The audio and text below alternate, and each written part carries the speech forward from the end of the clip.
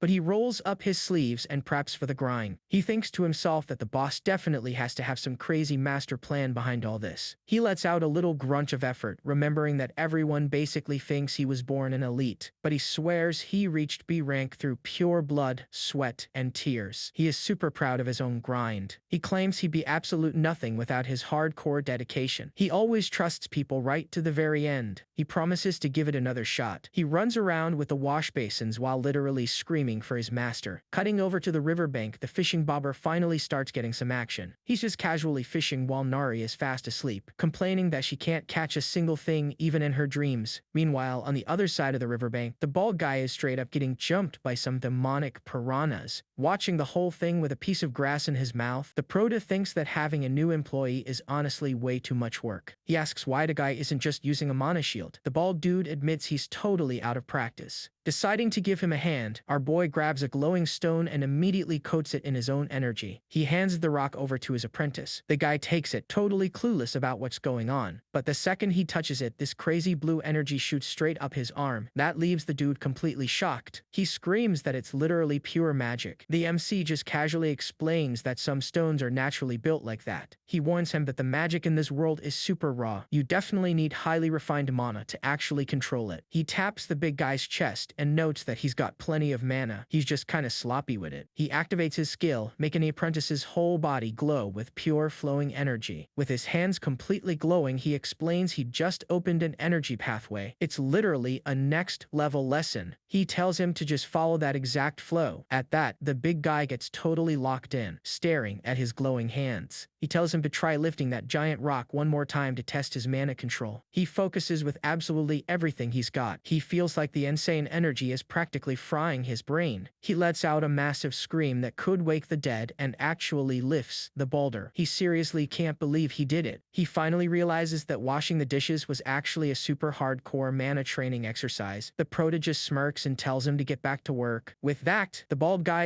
officially becomes the king of chores. He's totally focused and promises to scrub absolutely anything spotless. Later on, night finally falls, and the cabin is all lit up by the stones. It literally looks like a fancy resort. Using those sculpted stones to glow exactly like a lamp shows that our boy is an absolute creative genius. Soon enough, the whole squad totally crashes in their beds. They fall into a deep sleep after an insanely exhausting day. The big guy is still mumbling about hitting A ranks in his sleep. He's practically drooling over getting that promotion. Meanwhile, the prota finally gets some well-deserved rest, totally soaking up that amazing peace and quiet. Right then, the mochi beast wakes up in the dead of night and just stares at that mysterious egg. Its little eyes go wide once it realizes the tiny creature inside is literally about to hatch. But Neri sneaks out of bed super quietly. That leaves the little beast totally curious about what she's up to. She heads out into the dark all by herself. The MC immediately opens one eye, totally wondering where the kid is going. With the full moon high in the sky, it sets up the absolute perfect chill vibe for a late night stroll. We see the shorty sitting by the riverbank with her feet in the water, looking super sad. She stares down at her dirty clothes. She's totally bummed out about ruining the awesome gift the boss gave her, but she shakes off the sadness pretty quickly. She starts scrubbing the fabric with some insane dedication. The prota and Goo are secretly keeping an eye on her. They point out she has to wash it at night because it's literally the only outfit she owns. She lets out a super cute little victory cheer when she gets the stain out. She is absolutely hype that everything is clean again. Our boy instantly realizes he totally messed up. He remembers that at the end of the day, she's really just a kid. She stretches out, feeling super proud of her flawless late-night laundry session. She totally jumps out of her skin when her master just casually spawns right behind her out of nowhere. Playing it super cool, he claims he was just out for a walk. The little girl stammers, totally embarrassed. Getting totally serious, he asks her not to move a muscle. The shorty immediately listens. He grabs a piece of grass and makes a super cute belt out of it, adding a little flower. He's basically a natural-born fashion designer. He asks if it looks cute. The little girl turns totally red and says she honestly thinks it looks beautiful. She quickly notices that the little plant looks exactly like the one the prota is always rocking. Looking super proud, he explains that it's a forsythia, which is literally our hero's absolute favorite flower, but a massive noise from the bushes completely shatters the silence. The peaceful walk is officially over. Nari grabs onto him, completely shaking with fear. Meanwhile, our boy just keeps up his total tough guy act. He flashes that confident little smirk to try and calm the little girl's nerves. He claims it was just a bug, right as a giant steel grasshopper casually walks by in the background. Walking back holding hands, he asks if she wants some new clothes, but the little girl totally turns him down. She insists she absolutely loves the one she's wearing. Our hero gets completely flustered by her answer. Cutting right back to the slums in District 13, things are definitely not looking too great. Remembering his own rough days, he thinks it's super messed up to leave the kid with only one outfit. He figures taking her to a store would be great, but his past trauma makes the whole idea feel super risky. He walks through the sketchy alleys, trying to remember a clothing shop that used to be right around there. He casually pulls on a random dude's sleeve to ask where he can actually buy some stuff. Right away, this totally ragged kid demands 10 grand just to be his local tour guide. He swears he knows the absolute best, cheapest spot around. This kid has some next-level marketing skills, but our client makes it clear he's only paying after the job is done, since he literally doesn't have any change on him. The kid totally looks him up and down. He already assumes the guy is just some broke rookie. He lets out a deep sigh and asks if the guy at least has enough cash for the clothes, telling him to just follow along. He introduces himself as Bong Su. Meanwhile, our hunter drops his name without a single care in the world. He's already calling the prota Big Bro right as a cop car rolls by, totally highlighting how much the area has changed. The kid asks if he just awakened his powers recently. Our hero casually confirms that he did. Right off the bat, the guide assumes some scammer completely robbed him of all his gear back at the portal. He just laughs at the kid's smooth talk. The boy tells him not to sweat it, since tough times always pass. But the kid totally loses it when he gets called a child. He swears up and down that he's 17 years old. He also warns him to steer clear of District 13. That place is straight up worse than ever now. It's all because some gang took over the area. Even the cops have totally washed their hands of the place. Frowning, our MC immediately asks if the old orphanage in the area is still standing. Right then, we see a store sign advertising a huge sale. It just goes to show that the economic crisis is hitting everyone hard. And the owner, this stylish blonde lady, is seriously regretting opening her business there. Since nobody's got any cash, her whole stock of kids' clothes is just sitting there gathering dust. That is, until the door chimes. It's signaling the arrival of a total savior of a customer. Walking and all hyped up, the guide calls her ma'am. That instantly ticks the blonde lady off. He introduces introduces his client as a hunter. The MC then mentions it's his first time checking out the shop. Pulling the kid into the corner, she immediately starts chewing him out. She complains that he only brings in broke people. Her list of deadbeats is already way too long. Trying to defend himself, the kid argues that at least the guy is super handsome. He throws the blame right back at her. He reminds her she was the one who asked for hunters just like her late brother. Interrupting their little beef, our MC tells the kid to go take a bath on his dime. He then whips out a fat check. He straight up asks what he can buy with all that cash. Both of their jaws hit the floor. The shop owner starts sweating bullets, totally unable to believe the amount. After all, it's 10 million written on that paper. That was basically all the money our boy had to his name. Throwing her hands up to the heavens, she realizes this is her golden ticket to save her business. Her attitude does a total 180. She flashes a massive smile and starts treating him like absolute royalty. Right then, he asks for some clothes for a little girl. He also throws in an order for some shoes and a few outfits for himself. She goes into pure ecstasy over this. Kids' fashion's actually her absolute specialty. She shows off this frilly blouse with tons of ruffles. She swears up and down that lace is an absolute must-have luxury. She quickly follows it up with her really breezy outfit. It's perfect for kids to just run around and play in. She's desperate to empty out her inventory, so she's just pushing anything and everything that comes in pink. The cash register just keeps beeping nonstop. This lady is basically getting filthy rich in seconds. With the store practically empty now, the blonde collapses from exhaustion. But man, she is riding that sweet high of victory. After buying 100 different items, he waves off the delivery option. He decides he's just gonna carry it all himself. He hands a bag and some change over to the guide. He then lets him know he's got one more little favor to ask. Rocking his fresh new stylish threads, our MC is out here feeling like a literal runway model. He gets guided to a really clean and safe boarding house. It's conveniently located right next door to the police station. But while our MC heads inside, the kid just stays planted outside. He's looking super suspicious of the whole thing. He finds all this kindness totally sus. It's just way too bizarre for the standards of this messed up city. He even thinks about making a run for it. He's terrified this is some sketchy setup run by local criminals, but then he remembers that shop owner's genuine smile, so he decides to just take a leap of faith. Stepping out of the building, the MC praises the spot. He confirms that his guide seriously nailed it. He drops a set of keys right into the kid's hands. He's determined to get this boy off the streets for good. He reveals he just paid for an entire year of rent and food. Now the kid can actually live a decent life. This leaves the kid in absolute shock. He's still half expecting this whole thing to be some kind of elaborate scam. Opening a portal with a laugh, the hunter promises him there's zero catch to this deal. On the verge of tears, the boy just can't wrap his head around it. Why would a total stranger help him out this much? In a really calm voice, our MC tells him the truth. The kid just reminded him a lot of his own past. Heading back to the cabin, Nari and the bald dude immediately start grilling him about why he took so long. But the little girl completely flips out with joy over the gifts. Meanwhile, the mascot is just staring at it all, looking terrified. Seeing the celebration, the bald guy asks if he scored anything too. He gets hit with a big fat nope in response. Acting like a total dad, he tells the girl to go try on her new clothes. The egg just sits there in the background, and right on cue, the shell starts shaking and cracking. It suddenly starts glowing with this crazy sinister light. He folds the rest of the clothes with absolute care. He honestly finds the whole chore super relaxing. That is until Nari comes running back in, totally hyped up. She instantly grabs both of their attention. She pops out rocking a little yellow dress and a cute hat. She's just showing off how adorable she looks. Totally agreeing, the MC flashes a smile. Meanwhile, the girl is already thinking about trying on her other outfits. She struggles big time trying to put on some jeans. She ends up looking completely goofy since she has no idea how to wear them. Next, she pops out wearing his shirt like a literal ghost. Our hero is just sitting there looking totally confused. Watching her with a massive grin on his face, he finds the whole scene insanely cute and wholesome. Finally, she stomps her new shoes on the floor. She proudly announces her ultimate outfit choice. She's wearing a white hoodie with a little chick on it. She absolutely loves it, and it totally melts the boss's heart. The little wolf stares at the print, looking pretty awkward. He thinks the drawing looks way too much like him. Praising her new fit, the MC asks if she can put away the rest of the clothes by herself. All fired up for the job, the little girl accepts the mission. She's walking around feeling like she owns the place. Right then, the pup asks where they're gonna store all this stuff. But our MC already has a solid plan in mind. He announces they're doing doing a massive cabin renovation. He then pulls out the blueprints for a giant walk-in closet. Kicking back and relaxing, he says he's already got the perfect helper to chop the wood. Suddenly, there's a massive burst of energy. We see the bald guy is already outside grinding away, fallen on his knees and clutching his own wig. The old man swears he's ready for training. He does the super exaggerated bow and hands over his master's gear. The MC has no idea what's going on. Pointing at the old leather, he reveals he suffered through the poison just to focus on his training. He promises to push himself to the absolute limit, even though he completely failed at washing the stained clothes. The MC tosses the leather right in the old guy's face. He orders him to wear it, which completely freaks the dude out. He calls the gear a perfect training uniform. He then sends the poor terrified guy off to chop more wood. Running frantically into the living room, Nari yells that the egg is acting super weird. They all gather around the shaking, cracking shell. You could seriously cut the tension in the room with a knife. He lets them know right off the bat that their new pet is finally ready to hatch. The old guy goes into full panic mode over how dangerous it could be. Meanwhile, the little girl is practically jumping for joy. She bets it's going to be a super cute pet. But the apprentice points out that you honestly never know with these things. Cutting through the bad vibes, the girl puts all her faith into it being an adorable little creature. The shell finally busts open. It reveals this creepy yellow eye, proving it's definitely dangerous. This makes the old guy cower right behind Nari. She's just standing there with front row seats, totally fearless. It shreds through the rest of the egg with these razor-sharp claws. This thing was clearly born ready to throw down. Suddenly, a scaly golden tail swings into the air. It creates this massive wave of suspense inside the cabin, narrating the horror in real time. The guy wonders what kind of freaky monster they're dealing with, but the real shock hits when they see it's just a little yellow snake. It's got a baby chick's face and a tiny eggshell sitting on its head like a mohawk. While the bald guy is standing there utterly confused, Nari completely melts over how cute the thing is. Giving its own shell a solid kick, the little creature immediately shows them who's boss. It does this crazy athletic jump straight at the group. Everyone else just freezes up in absolute terror. It aims dead center at the old man's shiny bald head. It latches onto his dome, just like a giant tick. The poor guy lets out this blood-curdling scream of pure terror. You could probably hear it from miles away. The yelling is so loud, it literally shakes the tree branches outside. It straight up spooks the local wildlife. Later on, we see the guy chopping wood outside. Meanwhile, the wolf pup looks like it's giving him a whole lecture, suffering in that toxic gear that barely lets him breathe. He really admires his master's insane strength. Inside, the MC stretches out while folding more clothes. He's just soaking in the peaceful vibes of the day. That is until Nari screams that the pet is eating bread. The boss instantly whips around, ready to throw hands. But it was just the little snake casually snacking. It proves that the beast is actually super obedient and gentle. He explains that the snake knows exactly who saved it. That opens the floor up for them to pick out a name. They get the idea to name it Sasa, but the little guy totally hates it and instantly bolts across the field. They all start running and screaming after it. The wolf pup even joins in to help them track it down. Letting out a genuine laugh, the MC realizes just how much Nari already loves their new mascot. He mentions that it's an insanely rare and totally brand new species. The wolf pup totally backs him up on that, but they get a quick warning to watch out for the mandrakes, especially if the pet comes from the volcano. He's left super confused about the warning. Meanwhile, those little plants just innocently start sprouting up in the background. Right then, Goo drops the hard truth. Monsters from out there absolutely love chowing down on plants and will attack pretty much anything green. They especially go crazy for anything packed with demonic energy. It turns out the newbie wants to make a snack out of the mandrakes. Next thing you know, the little snake is already glaring at the tiny plants with pure murder in its eyes. It lets out this totally menacing little chirp, basically declaring war. The poor little plants are absolutely terrified. Seeing this beast gearing up for a fight, the bald guy is just super confused. He has zero clue what the beef is even about. But our MC is just chilling in pure peace. Meanwhile, Nari is stressing out and trying to break up the fight. He explains that in the demon realm, the pecking order is usually settled with straight-up violence. Since they are all still just babies and not really dangerous yet, he decides to just sit back and watch the show. All the while, the chick snake just keeps giving everything the ultimate death stare. It leaves the youngest mandrake literally shaking in its roots. The poor thing lets out this tiny squeal of pure panic. It immediately charges charges straight at the weakest link. That is honestly such a cowardly move. It pops its claws out and lunges forward at an absolutely insane speed. But then the older sister steps in and blocks the strike with a twig. Talk about some flawless teamwork. Right after that, the second plant launches a counterattack. It just goes to show there is serious power in numbers. It lands a dead center headbutt right on the beast. It literally leaves the little guy seeing stars. It blocks the impact with its tail. But the robot girl quickly notices that the little beast is actually smiling. But then the third little plant manages to sneak up right behind it. It blasts out this massive energy beam before the beast even knows what hit it. It completely knocks the snake to the dirt. It totally proves that size really does not matter in a fight. Seeing the mascot holding back tears, the old dude is just in disbelief. He actually asks if the little beast is crying. It is honestly a total shock. According to Nari, this is the very first time it has ever taken a beating in its life. This brings us to the boys' final verdict. The plants definitely took the win in round 1. The bald dude gets super hyped over this epic showdown. Honestly, even Gu totally agrees with him. Gu calls the crew back to work and starts rushing the old guy. The dude seriously starts wondering if their boss is even human. We cut over to this gorgeous blue sky and a nice ocean breeze. Are we finally getting a moment of peace? Nope, because this massive humanoid pterodactyl suddenly comes soaring right through the sky. It is basically a birdman rocking bat wings and an absolutely shredded physique. It is a seriously bizarre character design. He's got this super calm look on his face and is wearing a blue stone necklace. Is this guy going to be an ally or just more trouble? Cutting back to HQ, we get a look at the brand new cabin. It is the beautiful result of lots of sweat and some serious free labor. The bald guy is out here hauling heavy logs. Meanwhile, Gu is literally riding on his back and yelling at him to hurry up like an absolute slave driver. Right then, the biomachine is rubbing some oil onto the little snake. The little guy is absolutely loving this premium spa treatment. Meanwhile, our Chimera boy is just putting away clothes while living his best, most peaceful life. His leather gear is looking completely busted after the old dude finally finished washing all the poison out. He lets out this cry of pure agony that just echoes in your soul. The guy is absolutely running on fumes. He looks like he has not slept a wink in 2 days. He is just so incredibly done with this whole situation, falling to his knees and completely covered in this gloomy aura. He seriously starts questioning his life choices. But the MC actually praises his laundry skills. This leaves the old guy totally caught off guard and stuttering. Right then, Nari sniffs the air and catches this sweet floral scent. The old dude is just left totally confused. It brings in this super chill vibe and an atmosphere that straight up feels like a lavender breeze. This makes the little girl wonder why everything smells like fresh flowers when it is all literally made out of wood. Looking super proud, the boss explains that Gu specifically picked out aromatic wood. Talk about having fancy taste. The bit wolf totally flexes on this. He guarantees that all their clothes are going to end up smelling amazing. Even the mandrakes pop out of the dirt just to vibe with the scent. They definitely give this upgrade 2 thumbs up. Meanwhile, Sasa is catching a really solid nap. Nari is just hyped to see the little guy settling into his new home. Then the bald dude finds out a pretty funny detail. The name Sasa was actually the boss's idea from the start. Trying to be helpful, he suggests the name Chick Snake. It is a completely trash tier idea that makes the whole room go dead silent. Nari says she would rather call it Pipiak instead. She then decides to ask their furry friend for his take on it. Out of nowhere, the wolf suggests the name The Great Steps in the Drawer. The whole crew was just left completely utterly baffled. After revealing his own extra as hell name as Rocky Mountain Horseshoe, the boss honestly just gives up trying. He drops the gavel and says the name is Sasa. End of story. All the while, the little snake is just totally passed out and snoring. The duo instantly agrees to it. Honestly, after hearing those other awful options, anything sounds like an upgrade. Getting back on track, Gu asks what the next move is now that the cabin expansion is wrapped up. This catches our boy completely off guard. He literally had not planned out a single thing past this point. Gathering the squad, he pitches an idea straight from the human world. It is a completely new concept for his lone wolf lifestyle. Flashing a huge smile, he tells them everything has changed now. Our boy has officially become a family man. He decides they need to build a super sturdy fence. That way, they can keep out any sketchy intruders while he is away. But the old dude highly doubts anyone would even try breaking in. The cabin alone already gives off a totally sinister aura. But the boss warns him that the danger is very real. Some high-level monsters or annoying hunters could easily show up looking for trouble. Meanwhile, Nari is just sitting there quietly watching the whole conversation with with that adorable little face of hers. Gu immediately agrees with the plan. He suggests they head over to the coastal region to hunt down some demonic energy stones. He explains there is this super tough yellowish quartz hidden at the bottom of the ocean that literally glows in the dark. This gets our boy picturing the new fence. He thinks it would give off an absolute top-tier camping vibe. He instantly announces a road trip. Nari absolutely loves the idea of hitting the beach, but the old guy almost has a literal heart attack. He goes into full-blown panic mode, remembering what that place is actually like. You can practically see his soul leaving his body. We get a quick flashback of him totally battered and bleeding out. It basically proves that the whole region is pure nightmare fuel. He tries to dodge the mission at all costs. He pulls out the lame excuse that he really needs to stay back and drain his demonic energy. The MC does not even care and just tells him to stay behind and water the plants. Super relieved, the old dude begs them to be extremely careful. He warns them that the area is strictly off-limits. Two literal disaster-level beasts are basically running the whole block over there. He completely catches our boy off guard with the next detail. He reveals that the beasts are actually escaped chimeras from a lab. He goes into detail about how they look like birds mashed up with human bodies. It is just a completely cursed and bizarre combo. We cut right over to that very Birdman looking incredibly stylish mid-flight. The character design is straight up badass. Meanwhile, on a nearby cliff, a squad of hunters confirms they already have the monster locked in their sights. One of the grunts is already charging up this massive glowing ring of golden energy. He fires off the magic blast with absolute full force directly at their flying target. It triggers this massive explosion after landing a dead-on hit. That attack was an absolute bullseye. The blast sends the beast flying backward. The shooter actually starts mocking it, totally convinced the danger was all just rumors. But their leader tells them to hold their horses. He wants them to hang back and wait until the beast retreats into its nest. The grunt starts asking about what those things actually are. The boss quickly explains that they are nothing more than failed experiments. He goes on this whole speech about how the original prototypes are total duds. They cannot let these mistakes become a stain on human science. But then the team's lookout suddenly goes into absolute panic mode and screams for his boss. Looking through the scope, he shows him that the beast did not back down at all. It is actually charging right back at them at top speed. Totally freaking out, the hunter warns him that the beast has its eyes locked dead on their position. This makes the leader drop his cocky attitude and instantly order them to throw up a barrier. The fear is getting way too real. The beast comes crashing down on them like a literal meteor. It slams full force right into their green energy shield. The impact shatters the barrier instantly. The boss in the suit takes the brunt of the shockwave and starts coughing up blood. It sends the whole squad flying through the air. The shooter is just sitting there utterly shocked that their barrier got totally obliterated. Meanwhile, the giant bird pulls off a sick flip in midair. It is already lining up for another fatal dive bomb attack. It flashes those razor-sharp claws. The intruders finally realize that their actions are seriously coming back to bite them. Sprawled out on the ground, the boss leading this whole operation starts pathetically begging for his life. Right then, little Nari drops down from the sky and lands a massive punch right on the beast. She firmly tells it to knock off the bullying. After getting sent flying backward, the Birdman instantly recognizes her insane strength. He immediately realizes she is a chimera too. He lands flawlessly right in front of our visiting duo. The vibe in the area instantly gets insanely heavy. Nari tries calling out the beast for being a coward, but our boss quickly realizes that it is actually the exact opposite situation. Nearby, the hunter urgently warns his leader that their radars just picked up a machine entering the area. Our MC instantly puts two and two together and realizes these guys are actually hunting Nori. He gently pats her head to let her know she is safe. Looking dead serious, our boy mentions that he honestly never expected to cross paths with this particular guy again. Flashing a little smirk, he casually asks the bird brain if he actually remembers him. He brings up their old days locked up together as lab rats. This leaves the giant monster standing there in absolute shock. Lightly poking fun at him, our boy confesses that he honestly never thought his old buddy would still be kicking. Watching all this unfold, the intruders are just totally confused. The leader takes full advantage of the distraction to make a quick getaway. At that point, the suited guy tries to back off, but our MC already knows that will just lead to bigger problems later, declaring that the beef ends right here and now. The Birdman instantly recognizes the kid in absolute shock. We get this super intense flashback of cells 17 and 33 filled with the stench of chemicals. It shows the two of them them strapped down on medical beds, totally surrounded by the creepy vibes of the laboratory. Snapping back to the present, our MC greets his old buddy like it is absolutely no big deal. He brings up another memory from 66 years ago, back when the guards were hunting them down. They were on this desperate run for their lives, with the goons screaming at them not to let anyone get away. Running alongside young Jia, the bird boy starts panicking as he feels the side effects kicking in. Looking at his totally busted arm, he seriously starts doubting if escaping that hellhole was even the right move. Feeling the pressure mounting, he starts thinking that maybe all their sacrifices were totally for nothing. Staring up at the sky in pure frustration, he even wonders if he should have just left his sister behind. While Jia takes a breather, he complains that his weak little wings are absolutely useless, but the girl praises the warmth of his wings, giving him the strength to tell her to keep pushing forward. He takes off running through the dark woods, promising her that help would show up soon, but he instantly freezes in fear when he sees their backup is just our little MC holding a light. His jaw straight up drops when he recognizes Subject 17 just chilling in the middle of nowhere. He warns him that they were planning to scrap the bird project, but his friend just calls him a total weirdo. He reveals that a spell is going to wipe them out in 3 days, but thankfully Jia is safe. He suggests they go look for some meds, but his buddy absolutely shuts him down since he is already at his limit. He remembers his sister's trauma, crying and begging just to escape that absolute nightmare. She just wanted things to go back to normal, even if it was just for one single day. Absolutely heartbreaking stuff. This gets the boy thinking, does the amount of time you have left really matter, or is it how you choose to live it? Right then, this crazy energy explodes and his wings completely evolve. He decides to live free, even if it is just for a little while. Now completely transformed and full of swagger, he instantly challenges his buddy to a fight. But our MC just stares back at him with his classic deadpan look right in the middle of all the tension. He pulls this massive blue portal out of absolutely nowhere, completely killing the mood for a fight. The bird guy's eyes go wide. He has zero clue how he managed to get his hands on such an insanely rare item. He explains the rules of the demon realm. Either their human side poisons them and they kick the bucket, or their monster side completely takes over and they turn into full-blown beasts for good. He guarantees without a doubt that the second option is the much better way to live free. Since the spell does not work over there, his buddy instantly asks if it is actually possible to survive. The MC reassures him, explaining that they can totally risk it by using their mana as a shield. Hearing the guards closing in, the bird boy agrees to the crazy plan right then and there. Right then, the MC mentions that even after sharing a cell for 4 years, he never even knew his name. He finally reveals his name is Yu Biome, while still trying to process all the absolute madness happening around him. With his hand glowing golden, our hero introduces himself as Qian Dewoon. Cutting right back to the present, the MC tests the memory of the suited guy trying to run away, but the dude's mind has already been totally wiped. He honestly has zero clue what he is even doing there. Pointing right at a portal, the kid tells them to bounce and forget everything. Straight up Men in Black style. Getting super curious, the big wolf, Gru, asks if he just used the powder of forgetfulness. He explains that the herb wipes the last 3 hours of memory, leaving his mascot totally stunned. Looking the giant monster dead in the eye, he finally asks if he is actually his old pal Yu Biome. Right then, little Nari tugs on the boss's clothes, looking super curious about the whole vibe. She asks if he is actually friends with the giant bird. The MC confirms it, just totally playing along. All hyped up, the little girl says their tribes go way back as longtime partners. She gives a super sincere apology for clocking him, while the bird guy is just standing there completely lost. The Denda girl's stomach lets out a massive growl, proving she is already starving like a lion. She starts whining to the boss that she desperately needs to crush some food right now, without skipping a beat. The kid asks if his buddy has any grub back at his place. Absolutely glitching out, the giant monster asks if the cute little kid is actually his friend's daughter. He shows off this massive beach house that straight up looks like a giant nest. The little kid thinks it is absolutely awesome. Everyone just chills out on a mat, with our hero totally giving his stamp of approval to the humble setup. The host quickly serves up the grub in a giant bowl, but warns them he cannot promise it tastes good. He brings out these massive clams grilled in walnut butter, paired with a side of red moss paste. The little girl is absolutely mind-blown by the size of it, while the boss trusts the amazing smell. Even the big wolf decides to play food critic and takes the very first bite to test it out. He gets hit with this massive philosophical flavor trip after tasting the dish. He is absolutely loving it. Meanwhile, Nari is just scarfing everything down with her cheeks totally stuffed. She's a huge fan of the seafood's texture. The kid decides to try the red sauce too and totally agrees that the seasoning is just insanely good. Looking super proud, the bird guy reveals that the moss is actually his ultimate secret ingredient. Shifting back to his human form, the guy tells them to slow down and enjoy it, but the food is disappearing way too fast. But suddenly, the host feels this weird energy in the air, and their peaceful lunch totally gets ruined. Noticing the heavy vibe, our hero instantly realizes that some serious trouble is heading their way. The little girl does not even care about the tension. She just pulls the pot closer and asks her uncle for seconds. Completely ignoring the danger, she announces she is gonna go dive in the water to catch 10 more clams all by herself. It just goes to show that the kid's appetite has absolutely zero limits, completely regardless of the danger. Right then, the boy starts reflecting on how he managed to survive this long thanks to his immortal cells. He uses the opening to ask if his buddy is planning on getting some payback against the scientists. Watching the little girl eating peacefully, the bird guy says he is just gonna let the whole revenge thing go. Tossing the heavy topic right back, he brings up the brutal lifespan limit they are both dealing with. He points out that the cells start glitching in the human world, then immediately asks about the whole bird look. Getting dead serious, the big guy reveals he can actually shift into a normal form, but he totally refuses to do it. It is all because Jia's face was disfigured and he feels it would be totally messed up for him to walk around looking handsome now. Catching on to the guy's insane loyalty, the kid gives him this heavy look, already knowing the sad truth. He warns his friend that he honestly only has about a month left to live. It was something the guy already kind of suspected anyway. He explains his past, remembering how hard he had to fight when he first ended up in that place. He managed to stabilize the evil energy in his body and actually lived in peace for a solid amount of time. We get this super chill flashback of them just meditating peacefully up on the rocks by the beach. But the good times did not last. His sister's mana core totally crapped out and everything just spiraled out of control. He was forced to push way past his limits just to keep her safe, which completely wrecked his own body. He reveals that she actually knocks herself out by eating poisonous fruit just so she does not completely lose her mind. Thinking about the little plants back in his yard, our hero instantly realizes he has the ultimate cure. He shows off the weird poisonous fruits that work as medicine to knock the poor girl out. In this pitch-black cave, the girl is shown lying on the straw, just living a life of pure suffering. She is groaning in pain in her sleep. It proves that the poison only delays the problem, but never actually cures it. He remembers the day she let out this bizarre scream and suddenly had this creepy bone mask on her face. It left her poor brother in absolute despair. He had zero clue how they were supposed to keep living like that. Cutting through the bad vibes, our MC brings the ultimate god-tier solution, pure mandrake water. It just so happens to be from those same little yard monsters that scream their heads off and wreck the house. They might look like weak little plants with stringy roots, but their looks are totally deceiving. Because that water is packed with pure life energy, it can easily fix up a busted core in no time flat. Full of swagger, he reveals he actually has a whole farm of them and promises to whip up the miracle cure. This gives his partner a ton of hope, but he warns him they are definitely gonna need an alchemist mage for the job. He tells the big guy to play babysitter while he goes hunting for one, which he agrees to right on the spot. But the MC suddenly freezes up. He remembers those guys charge an arm and a leg. He is totally broke right now. Seeing the money problem, the big wolf goo instantly steps up with a totally clutch plan up his sleeve. He hauls out this massive hiking backpack for his owner. The Birdman is just standing there looking super confused. He shows off the intruder's stash, proving that the alchemist's payment is already totally covered. Giving the crew a solid goodbye wave, our hero flies right back to the city to handle business. While just casually strolling through the normal streets, he bumps into a super familiar face and strikes up a conversation. Chatting with Bong Su, the kid asks if he knows any top-tier alchemists around. The boy quickly tells him that the association actually opened a branch in the slums last year. Noticing the guy's weights, the boss asks about them and finds out it's for endurance training. He wants to get jacked just like his big bro. That leaves our MC totally confused. He praises the guy's guts for facing the demon realm with nothing but the clothes on his back. Pointing to a beat-up building falling apart, he reveals it's branch 13 of the association. He gossips about the new manager Kim. Word is, the guy is an absolute monster at alchemy. Getting super close to the place, the kid already overhears a really sketchy conversation going down. He spots a sweaty older dude on the phone. The guy's swearing he hasn't missed a payment in 20 years. It's straight up loan shark talk. That kind of borrowing is super normal in the slums. Turns out the man busted his ass in the capital for 20 years before getting exiled out here. You'd think the guy made some massive screw up, but the guy shoots that idea down right away. He explains the old boss was embezzling money from the slums. Just a complete scumbag. Plus, he blatantly steal all the credit for his team's hard work without batting an eye. Since the humble manager blew the whistle on the scheme, he got kicked to the curb in this dump. Right then, the older dude walks up. He's got this totally defeated posture from a rough life. The guide calls out to him. The manager instantly cracks a smile when he recognizes the boy. Introducing our hero, he lets him know they desperately need an alchemist right now, knowing that finding a high-level pro around here would normally be an impossible mission. Ruffling the kid's hair, the man praises his hard work. That's a super rare trait in this neighborhood. He lets the guide go train, while the manager invites the kid inside the branch. They walk into an office that's a total ghost town. Literally zero action going on. There's an assistant slouched in his chair. He's whining about being stuck selling cheap potions forever. That is, until the little chime of the doorbell totally shatters the silence of the room. Jumping out of his skin, the guy immediately gets scolded by his boss to grab a drink for their guest. Cutting straight to the chase, the kid asks if he can brew up some mandrake water. Looking pretty shocked, the man says he can, but that plant is basically impossible to find. The kid whips the magic item right out of his pocket. It leaves the manager's jaw on the floor. It's leaking this crazy energy into the air. That's because the mandrake root is super fresh. He's completely mind blown by the rare plant. It's something he's literally never seen in his life. Saying he'll pay with items from the coast, the kid slams his heavy backpack right onto the desk. Showing off rare monster drops, the man can barely believe he made it back from that place alive. He spots 3 high-tier pros in there. That's stuff not even the main headquarters had in stock. The assistant nearly has a heart attack seeing that the monster meat is still twitching. He's absolutely stunned by the insane purity of that local red moss. Confirming the payment, the kid finds out that amount of cash could buy the entire building. Then the wimpy assistant rushes off to grab the appraisal machine for the loot. But our boy gets a super weird vibe from how fast that employee bolted out of there. Pointing at a glass jar nearby, he spots another plant and catches the man in a lie. He explains that the plant dried up 10 years ago. It's really just there as a keepsake. Flashing a confident smirk, the kid guarantees the root in the jar is still alive and kicking. He pumps a little mana into the jar. The thing instantly twitches, showing it was just starving for energy. The man goes completely pale. He realizes the weed was just asleep from a lack of power. Suddenly, the door bursts wide open, and it drags Trouble right back to the front counter. It's the dreaded, suited-up, corrupt boss. He has the poor manager shaking in his boots. Staring at the intruder, the kid immediately notices the guy looks totally juiced up, roasting the place with zero chill. The suit calls it a straight-up filthy dump. He locks his greedy eyes right on those valuable treasures just sitting on the table, making the alchemist instantly realize his wimpy assistant acted like a total snitch, bragging about having smart underlings with some seriously handy teleportation magic. Shifting his focus to the kid, he asks about the loot, but he gets a super blunt comeback. He tries to bribe the boy with promises of easy money and the high life in the big city, but our hero shuts that talk right down. He says his deal with the manager is going just fine. Completely ignoring the offer, he zones in on this massive wart right on the rich guy's nose. Once the alchemist confirms the mark, the kid asks if he's related to some old geezer, bursting out laughing. The suit loves hearing that they remembered his super famous grandpa, pumping his chest with pure pride just to hear our boy completely trash his genetics, bringing back the old memory of that mad scientist calling kids straight up worthless trash. With a cruel look, the old man would mock them, saying their parents must be in the demon realm, telling his victims to beg for help in the afterlife, just proving he was a disgusting old creep.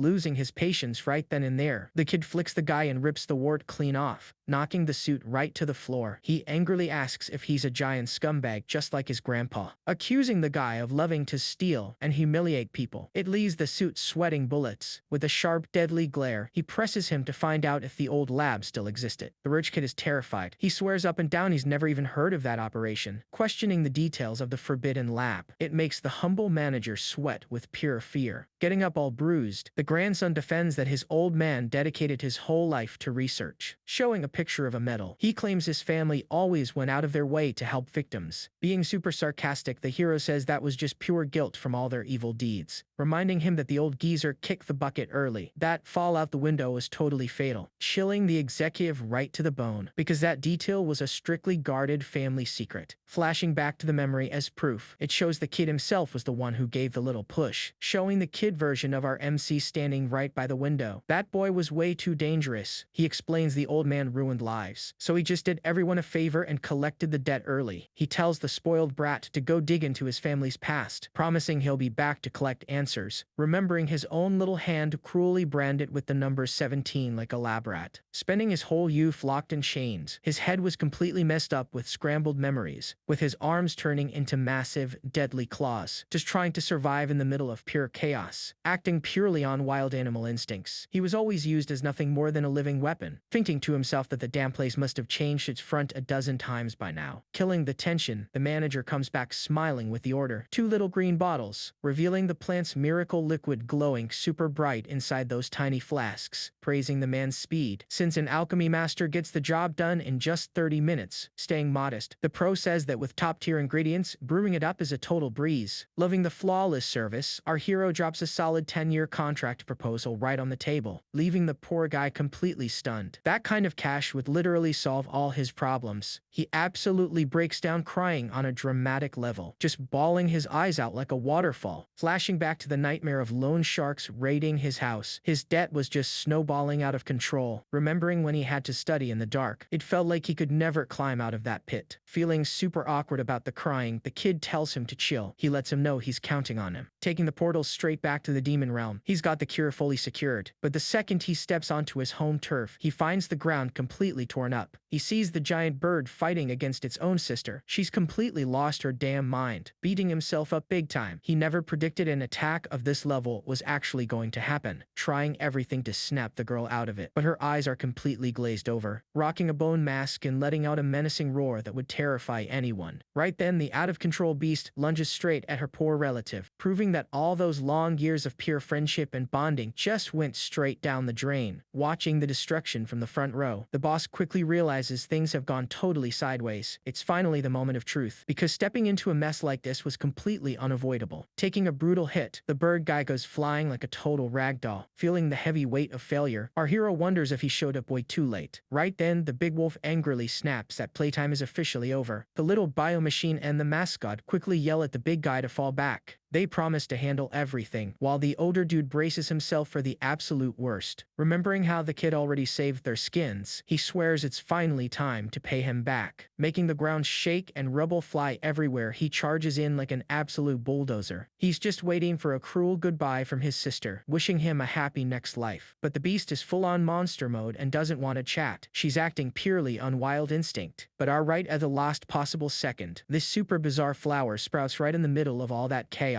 It turns into a giant slimy bubble that swallows the plant and blows up like a balloon. It knocks the big guy backward, leaving him totally spooked by this weird thing. Popping up sitting right on the slime, the boss says that should be enough to put her to sleep. Sneaking a peek, the little robot girl cheers that the boss finally made it, and the bird guy is scared out of his mind. He straight up thought it was a giant jellyfish washed up on the beach. With the slime trapping the struggling beast, the big guy goes into a total panic. Stuttering from pure nerves, he quickly asks where the long-awaited cure is. Flashing a confident smirk, the kid tosses him the flasks and tells him to administer the cure right now. After all that crazy drama, they build a campfire and roast some fish in total peace. The empty little bottles are tossed on the ground, proving the mission was a massive success. The whole gang completely passes out from exhaustion, snoring super loud after all that trouble. Right then, the big wolf cracks open just one eye, grumbling like someone waking up from a really good dream. Our MC is catching some sleep too, but a lingering tension in the air shows there's still drama. Then the sister wakes up, spots her monster reflection, and wonders if it was all just a bad nightmare. She slowly flutters her eyes open, trying to figure out what exactly is going down here. She sees the kid and her brother just chilling under the moonlight, shooting the breeze. Snapping his head around, the boss immediately asks what that weird noise was. She jumps up totally spooked and asks who the kid is. Her memory is completely white. The little robot girl wakes up right after. She's super hyped to see Aunt Spiro finally back on her feet, leaving the woman totally confused by that super funny and weird nickname. Introducing herself full of energy, the girl tells her to check out her monocore, and the woman gets even more lost, trying to wrap her head around around what the girl is even talking about, until a bright blue light shines from her chest, showing her core is 100% healed. She touches her own face in pure shock, realizing her monster phase is officially a thing of the past. She wants the full rundown. While her brother finds it super weird she doesn't recognize their savior, then it finally clicks for her. She just can't believe who's sitting right there on the sand, staring at the kid eating a skewer. The memory of test subject 17 comes hitting her like a truck. She rushes to confirm it with her brother, who swears it's definitely the kid from the lab, thinking to herself that this grown-up kid has got to be an actual guardian angel. But our boy's super pragmatic, just asking if there's any of that red moss left over, and the giant bird quickly lets him know they are completely fresh out of that super valuable item, confirming the woman's suspicions. Good old number 17 is as blunt as ever, gripping her pendant super tight. She gathers up all her courage to thank him. She flashes a beautiful smile, taking off that creepy mask and thanking him from the bottom of her heart. Right then, the little girl spots a super mysterious light glowing way out on the horizon. She runs straight toward the water, hyped up and shouting that something is lighting up the ocean. The woman adjusts her mask again, revealing that they're just super shy seafarers. She explains they're these little seaworst type monsters that just earned a really cute nickname. They always surface during the night, but dive straight back to the bottom the second the sun comes up. Then the boss pieces it all together. Following these little guys leads straight to the valuable quartz. He asks how much time they have until sunrise, and the little bird says it'll be up pretty soon. Stretching out, the kid says he's super ready for this little adventure. Cutting over to a luxury office in the big city, the vibe in the room is ridiculously heavy. The mad scientist is demanding to know the whereabouts of his famous biomachine creature. His underling lets him know that 10 hunters have already totally failed their search along the coast. He reports agents getting totally wrecked and suffering from amnesia, but the tracker signal is still loud and clear. Suddenly, the scientist's phone starts ringing. It's the suited-up boss on the other end of the line. Answering in a serious tone, the executive immediately asks about the old lab. He's trying to bait him out, but the sly scientist totally plays dumb, acting super nervous and swearing he's innocent, while the suit tries to explain himself, bragging about how the guy's grandpa taught him to be fair, just being fake as hell. Flashing an evil little smirk, he swears he never forgot the old man's lessons. He hangs up right after, finding it super weird that the guy brought up an old illegal scheme. Right then, someone frantically knocks on his office door. It's his assistant rushing in with a briefcase, super hyped about a new project. He explains he mixed the liquid metal with the mandrakes to cook up a brand new monster. He shows off a floating glob of slime. The terrifying liquid metal mandrake is officially born. He watches in total awe through the glass reflection, super pumped that his twisted plan actually worked, thanking his lucky stars that he saved that tiny bit of the rare substance. He immediately orders them to triple the bounty on the machine creature and call in the elite squad. Staring at a photo of a little robot girl with pure obsession, he swears he's going to get his masterpiece back. Cutting back to the demon realm, the big guy is just standing on the beach with his arms crossed. He spots a fence made entirely out of super expensive stones and thinks it's absolutely crazy. While they're chilling by the fire, our boy invites the duo to swing by his place. He hypes up his new personal chef, which makes the Sparrow brothers super suspicious. Taking him up on the invite, he asks the kid why he hasn't gone back to the human world yet, but the boss quickly flips the script, asking if he ever felt like going back himself. He gets super thoughtful because of his past, but admits he is insanely curious about it, suggesting that maybe they could actually break his curse over there, completely blowing the guy's mind. He immediately brings up the super skilled manager Kim, the top-tier alchemist on his squad, saying that having the option to go back hits way different than being banned forever. That brings a heavy silence to the campfire as he fully processes this crazy life update. It makes the bird guy break down totally emotional, asking why the kid is helping them out so much. Being totally honest, he says seeing their bond really made him rethink his own priorities, realizing that life can't just be all about fighting for pure survival, and maybe, just maybe, helping others will bring him the answers he's searching for deep down. Just then, the big bird excitedly yells that the sea fairies are surfacing. He flies up with everything he's got, pulling a golden line right out of the water like some epic fishing trip. The woman tosses the end of the rope onto the sand, calling for some serious teamwork. He grabs the rope with insane reflexes, totally shocked by the massive weight of the thing. Following his sister's orders, the big guy pulls with strength straight out of an action movie. The rope digs deep into the sand, revealing the absolutely insane size of their catch. They haul up a colossal net totally packed with golden sea quartz. It shocks everyone on the beach, and the bird's jaw literally drops, asking if they seriously mined all of that by themselves. Soon enough, the boy and the bionic girl hop out of the ocean, just laughing off their little marine adventure, saying that swimming was straight up incredible, leaving the girl in the little chick outfit looking super happy. A flashback shows the perfect little underwater party they had with the stingrays and fairies. The little girl was swimming totally free, rocking a tiny golden seahorse right on top of her head. She's completely amazed, remembering that the fairy's home was an actual sunken golden palace. Already missing that amazing little trip, hoping to go back down there as soon as possible. Agreeing, our MC straight up asks if they can finally get a move on. Looking at that massive mountain of quartz, Xian's wondering how the heck they're gonna carry it all. Admitting he's gotta figure this out, he looks up looking super confused. Then he spots a giant blue parrot vulture cruising through the sky, totally catching his eye. It's a crazy exotic beast that usually travels in packs. The girls think the bird looks majestic, but Xian warns them it's a whole different story up close. He explains they're over 13 feet tall, spit acid, and are just pure raging monsters. But you can see the wicked glint in our boy's eyes. He's already looking at this beast like a free cargo truck falling right out of the sky. Shifting the focus to the dirt, we see some baby mandrakes looking absolutely adorable. Meanwhile, Bongsu is out here meditating in full Zen mode, super locked into his training. His mana core is straight up glowing, proving that the grind is actually paying off. He's starting to think hitting rank A isn't just a pipe dream anymore. But right as he asks about our MC, an eared fish leaps up right in front of his face. He comes face to face with a liquid metal mandrake and lets out a massive scream. Suddenly, someone comes out of nowhere with a flying kick and sends the little guy flying. It turns out to be 3 hooded ninjas, and one of them is already mocking the whole situation. Looking closer, the blonde leader seems to actually recognize our boy. He thinks he's Nam Ji-sok, the famous bald dude of their crew. They start trash-talking his outfit, which fills Bongsu with absolute pure rage. He instantly realizes these are the exact same punks from registration day. He starts freaking out as a bunch of mandrakes suddenly sprout right out of the dirt. The ninja's eyes light up. They know just 3 of those roots are worth a literal fortune. They try acting all sweet to lure the little guys over. Knowing his big bro treats these things like treasure, Bongsu decides he's got to protect them all. But the boss mandrake completely ignores the intruders and lets out a mocking little screech. Then it stomps the ground so hard it makes the whole earth shake. It creates a massive shockwave that sends the ninjas flying, instantly one-shotting them. The guys are left completely stunned. They think it's an actual earthquake. Right then, the bird siblings show up thinking it's super weird that there are no houses around. Up in the sky, the parrot vulture is flying while sweating bullets from pure stress. Neri complains about how slow it is, and our MC admits he might have gone a bit too hard while taming it. Down below, Bongsu is full-on panicking, thinking the world has turned completely upside down. The bird siblings immediately recognize the beast as a disaster-class monster. They remember that our MC and Nari had headed in that exact same direction. Bongsu's eye is straight up twitching from pure despair with all this chaos going on. He's even considering teaming up with those trash-tier ninjas just to survive. But Jia grabs his face and asks if he's our hero's personal chef. He screams in terror, totally freaked out that the monster is actually talking to him. He demands to know how the heck these creatures know his boss. Xian casually drops at their friends, leaving the kid totally mind-blown. Pointing at the knocked-out ninjas, the creature asks who they are, making Bongsu stutter hard. But then a little light bulb of mischief goes off in our cook's head. He flashes a sly little grin, totally ready to get some payback. He snitches right to their faces, claiming they're thieves trying to steal the family's plants. 1 hour later, the scene cuts back to the clearing with the main base. We see the humble little cabin and those solid, well-built wooden platforms. But the peace doesn't last long. A massive impact almost blows the whole place away. It's our MC and Nari touching down with a net packed with quartz, super pumped to be home. Meanwhile, the poor bird completely passes out from the insane weight of the payload. He pets the beast, leaving Jia completely speechless at his insane taming skills. Xian just shrugs it off. He says nothing's impossible for the kid. The guy is just built different. Right then, these little white critters with symbols on their foreheads come rolling across the dirt. The mascot mentions he hasn't flown like that in ages, but then he suddenly gets spooked. Seeing the 3 ninjas tied up to a log leaves the little ghost completely baffled. Our MC thinks the whole setup is pretty sus. He knows something's up. Xian is just about to spill the beans, but then he catches Jia's super suspicious glare. To play it cool, she asks Nari for a house tour. This gets the girls super hyped to show off the waterfall. With the girls out of the way, the big guy spills the whole truth to our hero. He explains that the lab is still hunting for Nari using these shady goons. The MC quickly connects the dots back to that crazy scientist he already wrecked. He remembers that special tracker that somehow worked even all the way in the demon realm. He's trying to figure out how they tracked them this far out, but Cheon swears there's an explanation. He points out the super depressed metal mandrake, revealing that she's the actual culprit. He realizes the metal fused inside the plant was straight up acting like a homing beacon for Nari's body, but the little guy just got drawn to the other mandrakes in the forest, hoping to find some family. They know these ninjas aren't just gonna roll over and quit. They were planning to head back to the coast. Out of nowhere, the local mandrakes start throwing an absolute fit out in the yard. Their leader is stomping his foot on the ground, looking seriously mad about the whole setup. Translating their little tantrum, he realizes the plants actually want their metal relative back. Without even a second thought, he just hands the metal mandrake over to the boss. He watches the little plant get all happy with its new family, but he's totally clueless on how they even sensed it inside his pocket. He brushes off Cheon's jokes, explaining he only took the plant in to keep it safe. He remembers manager Kim crying and decides it's way better off staying with its own kind. He thinks back to the alchemist desperately begging him to take good care of the little guy. Right then, the local plants start digging out a nice, cozy little spot for their new roommate. But both the dead plant and the metal one are still looking super depressed over in the corner. The boss comes over looking totally worried. You can tell this whole adaptation thing is going to be rough. When Yu brings up the whole concept of family, our boy instantly thinks of Nam Ji Seok. Suddenly, a huge scream calling his name echoes through the clearing,